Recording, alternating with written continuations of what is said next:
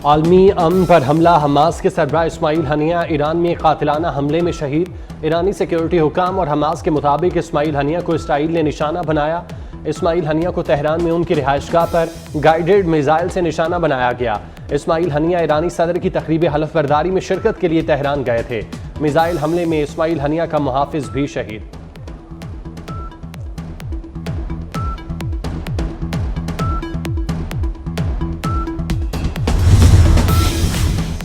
Hamas का Ismail Haniyeh की शहादत का भरपूर जवाब देने का ऐलान। हमास के अहदेदार समी अबू ज़ाहरी का कहना है, बैतुल मक़दस की आज़ादी के लिए जंग अब खुली जंग होगी, कोई भी कीमत अदा करने के लिए तैयार हैं। उधर तर्जुमान ईरानी वज़ारत ख़ारजा का कहना है, शहीद इस्माइल हनिया का खून जाएगा नहीं जाएगा। वज़ारत ख़ारजा तुर्किया से जारी बयान में कहा गया, इस्माइल हनिया पर हमला जाहिर करता है इसराइल खित्ते में जंग फैलाना चाहता है।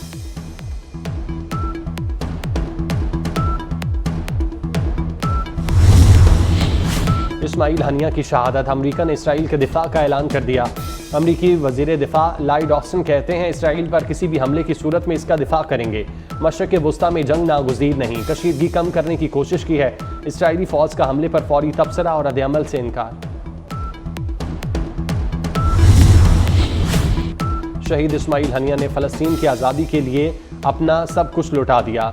Popular front for liberation of फ़लस्तीन के तर्जुमान महरुल ताहिर का इस्माइल हनिया की शहादत पर रद्द-ए-अमल कहा, दुश्मन इसराइल तमाम सुर्ख लकीरों को अबूर कर गया। इसराइल मामलात को एक जामे जंग की तरफ धकेल रहा है। मुज़ाहमती तंजीमें हर किस्म की जंग के लिए तैयार हैं। साबिक़ अमीर जमात इस्लामी सिराजुल हक ने इस्माइल हनिया की शहादत को अफसोसनाक करार दिया। इसराइली हमले में इस्माइल हनिया की शहादत की मज़म्मत की, कहा इसराइल के खिलाफ जदोजहद में इस्माइल हनिया की खिदमात नाकाबिल फरामोश हैं। उम्मत मुसलमान को फ़लस्तीनी अवाम के लिए मुत्तहिद होना होगा। नायब अमीर जमात इस्लामी लियाकत बलोच का कहना है, इस्माइल हनिया जुर्रत और बहादुरी का इस्तिआरा थे, कभी भी उनके चेहरे पर खौफ नहीं देखा। ख़ानदान की शहादत के बाद भी पुरसुकून और मजबूत रहे।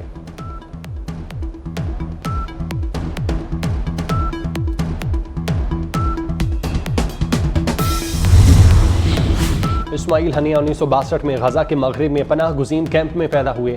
इस्माइल हनिया खालिद मशअल की जगह 2017 में हमास के सरबराह मुंतखब हुए। इस्माइल हनिया मुसलसल 3 साल इसराइली जेलों में कैद रहे। गजा में इस्लामी यूनिवर्सिटी में भी मुख्तलिफ ओहदों पर काम किया। चंद माह कबल गजा में इसराइली फ़ज़ाई हमले में इस्माइल हनिया के 3 बेटे और 4 पोते पोतियाँ शहीद हुए थे।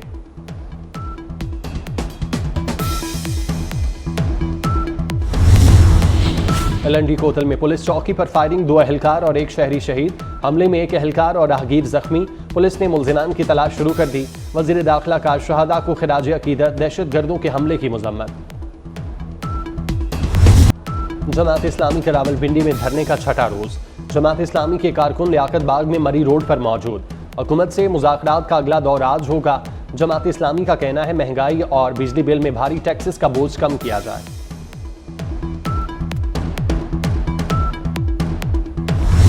मखसूस नशिस्तों के फैसले पर हुकूमत ने अपनी चाल चल दी। इलेक्शन एक्ट 2017 में 2 तरमीम का बिल कौमी असम्बली में पेश। किसी सियासी जमात से वाबस्तगी का इकरारनामा तब्दील नहीं किया जा सकता। बयान हल्फी में सियासी वाबस्तगी जाहिर न करने पर उम्मीदवार आज़ाद तसव्वुर होगा। फहरिस्त न देने वाली जमात को मखसूस नशिस्तें नहीं मिल सकती। अपोजिशन की बिल्स की भरपूर मुखालफत, नारे लगाए। स्पीकर अयाज सादिक ने इलेक्शन एक्ट तरमीमी बिल मुतालिका कमेटी के सपोर्ट कर दिए।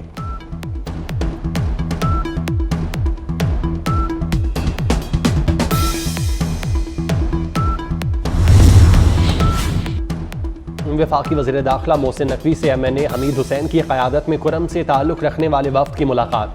वज़ीर दाखिला का कुरम में पेश आने वाले वाक़यात पर तशवीश का इज़हार। मुस्तक़बिल में ऐसे वाक़यात की रोकथाम के लिए जामे हिकमत अमली तरतीब देने पर तबादला ख्याल। मोहसिन नकवी का कहना था, 2 ग्रुपों के दरमियान तसादुम को गलत रंग दिया गया। इलाके की सरकर्दा शख्सियात को मामले के पायदार हल के लिए अपना मुस्बत किरदार अदा करना चाहिए। हुकूमत मामले के हल के लिए हर मुमकिन मुआवनत फराहम करेगी।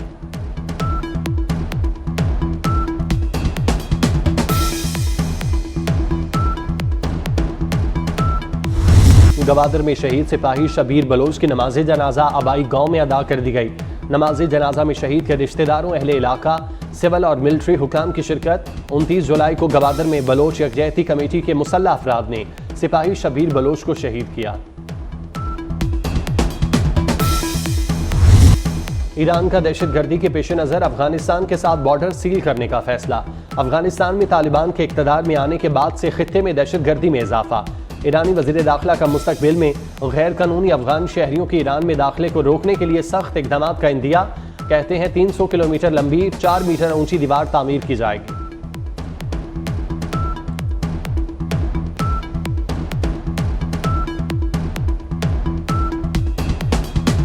नादरे मिल्लत फातिमा जिन्ना का आज यौम पैदाइश। फातिमा जिन्ना ने कायद आज़म की ज़िंदगी में नहायत अहम और नुमाया किरदार अदा किया। फातिमा जिन्ना 31 जुलाई 1893 को पैदा हुई। गरजते बरसते बादलों के डेरे कराची में बादल बरस पड़े। डिफेंस और अतराफ में रिमझिम।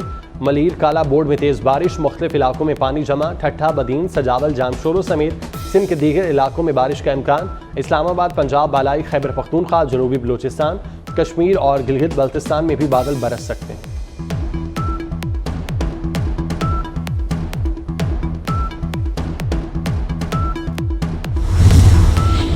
बरतानिया में गर्मी की शदीद लहर। गुज़श्ता रोज गर्म तरीन दिन रहा। हिथ्रो और क्यू गार्डन में दर्जा हरारत 32 डिग्री सेंटीग्रेड रिकॉर्ड किया गया। वस्ती लंदन में 19 जुलाई को दर्जा हरारत 31.9 डिग्री सेंटीग्रेड रिकॉर्ड किया गया था। मुल्क के कई हिस्सों में जुलाई में दर्जा हरारत औसत से 4 से 5 डिग्री ज्यादा रहा।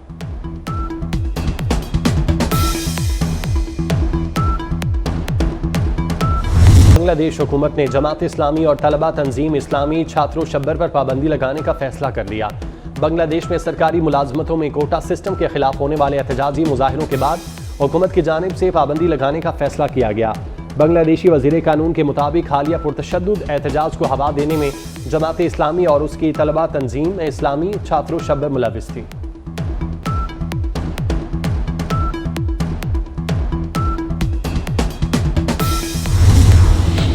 बॉलीवुड अदाकारा एंजेलिना जोली और अदाकार ब्रैड पिट के बेटे ट्रैफिक हादसे में जख्मी।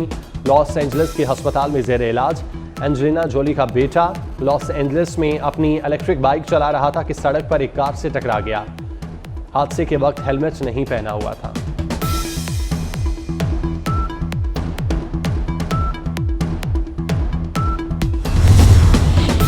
आलमी मंडी में खाम तेल की कीमतें 2 माह की कम तरीन सतह पर आ गईं। ब्रेंट खाम तेल की कीमत $78.86 फी बैरल पर आ गई।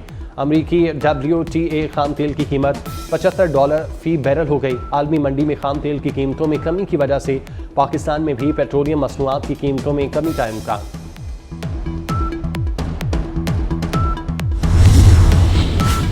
पेरिस ओलंपिक्स का रंगारंग मेला। पॉइंट्स टेबल पर जापान की बढ़तरी बरकरार। 2 रोज के बाद अमरीकी टीम पहला गोल्ड मेडल हासिल करने में कामयाब। 3 नए ओलंपिक रिकॉर्ड भी बन गए। चौथे रोज का पहला गोल्ड मेडल शूटिंग में सर्बिया के नाम रहा। शूटिंग के मेंस इवेंट में बरतानिया के नेथन हेल्स ने नए ओलंपिक रिकॉर्ड के साथ सोने का तमगा जीत लिया।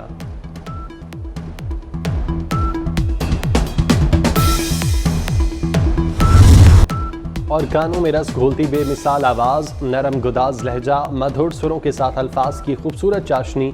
बरसगीर के अजीम गुलकार मोहम्मद रफ़ी को बिछड़े 44 बरस हो गए।